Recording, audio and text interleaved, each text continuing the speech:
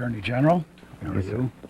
I'm Justice George Scott of the Minnesota Supreme Court, and I'm here today to pledge the cooperation of all the judges. We have a judge designated to sit in each county in this state, and the judges are so involved in the problems of the family and children in this state, and they'd like to be involved in some of the solutions. And I pledge that whatever our judges can do to help in the organization or the thinking of some solutions to this problem, that we would like to do that. I also would like to suggest that maybe the judges in the state of Georgia who have been involved in this program and who could assist us with some ideas of how the court can become involved in the thinking and organization, that they might do so for us. Thank you. Justice Scott, let me just mention something. Quite often people will mention to me that they understand that the criminal law is where the process really gets to the courts. But of course, this drug problem really starts at a much earlier stage and can actually affect families and the family law courts that we have in this state. It's much broader than just a criminal problem, isn't it? Isn't that where the judges also get directly involved? The judges are directly involved in the family problems from the time the children are young, and the problems start in the family and follow it all the way through to the adult criminal law problems that this field involves. So it's really important that we actually get at that source at that time framework where the child is young, rather than waiting until someone commits a crime when they're older. Well, we must, because they are the future of our country. Thank you, Mr. Justice. Skip, Ken? you got a wonderful bunch of people up here. Well, we're ready to go to work, Ken. Really enjoyed it. I would like to make a further comment concerning the USA Treaty map, where you can see the handful of counties where it began in Georgia and how it's skipping to Hennepin County in Minnesota, and then it will go to the 87 counties, and then from Georgia and Minnesota to the nation. But we've got a little bit of time. I would like to ask Manuel Maloof to step in here with us for just a minute. Sure. Manuel being the Chief Executive Officer of DeKalb County, and this being a county-to-county campaign. And Manuel, you just say a few more words for us. Well, I think Justice Scott and everybody here addressed it, but what really worries me more than anything else is a country as great as ours all of a sudden has let drugs more or less dominate a great segment of our society. And when we look to the future of who's going to develop the planning and running of this country, who's going to fly our airplanes, who's going to drive our cars, who's going to run our governments, we're not going to let drugs dominate it. If we don't get together now and stop it, we may have some problems we can't deal with.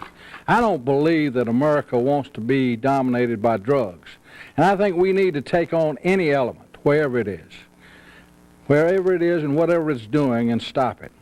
Every family that I know of has had an experience, has been stated here today, with drugs. We've had our families torn apart.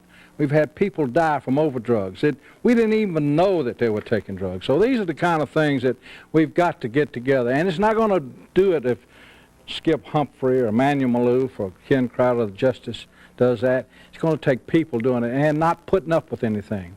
We're not going to let our kids use drugs, and we're going to explain to them why they shouldn't. And just think about all the great people you've known that have succumbed to drugs and what it's done to them. We can't continue to let this happen in America if we mean to be the great country, the free country that we are.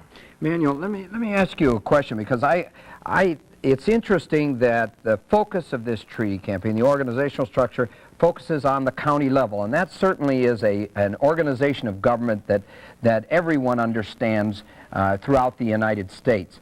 But of course, the counties, I know in our state, certainly have a great deal of responsibility of dealing with the effects of the illegal use of drugs. And I would suspect that that's the same kind of situation that would occur in Georgia, and sometimes people don't realize the heavy costs that are involved. We often hear people complain, and I certainly have done it on time, about how those taxes have to be paid.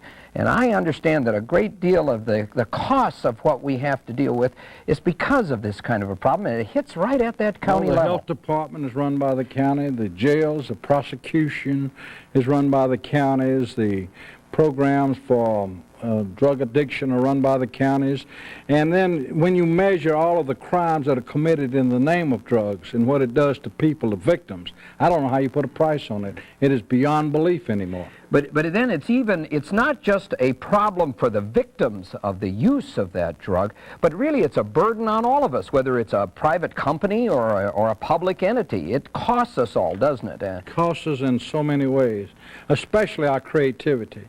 We spend so much time dealing with drugs, it robs us of our ability to develop, our ability to progress. Those things that we ought to be doing to make this a better country and to invent those things that can be in competition with other places in the world, we spend too much time having to fight drugs because drugs has permeated us to a degree none of us ever thought it would. Drugs was not a problem when I was a youngster. We didn't even think of it. And for the life of me, I don't understand how it got to be where it is now. But it's here and we have to deal with it. I have 8 children. I've had trouble with some of my kids with this. Fortunately, we've overcome it and we've gotten away from it. And I know what it's like to get away from these problems. But while it was a problem to me, it drove me crazy. So I ask all of you who have children, who have families, don't put up with it. Work with them, resolve it, and anybody that's selling it, deal with it. Don't be afraid to go to a person like the Attorney General in your area or your district attorney, your policeman. Report people who sell drugs. We've got to take it out of our lives if we're going to survive as a great country. And we are a great country, but we'll have to get rid of drugs to continue to be a great country. Ken, isn't this really the premise of the whole structure of this, is to rely upon the citizen? This country was built upon volunteer involvement of people deciding to come together to form their own country and nation and to solve their own problems. And isn't this really where the whole hope of this organization and this effort is going to come from average people having had these kinds of difficulties and having ideas of their own? You know, I'm driving down the road going to work or something, and I see something that happens, or I hear something on the news, and I think to myself, well, there ought to be a way to change that, or maybe we could do something about this or that. And I suspect everyone has those kinds of thoughts. Shouldn't they get involved in this organization and write those thoughts down? Isn't that what we're looking for? This is exactly what it is. You've just described of the people, by the people, and for the people, which is the framework of the constitutional process of government. People in the 90% plus do not want drugs available to children. What they have to have is an organizational process locally in order to register these feelings, in order to develop their policies. And once developed, they will support it. And they'll support it simply because you ask, Manuel asks, I ask, everybody here asks.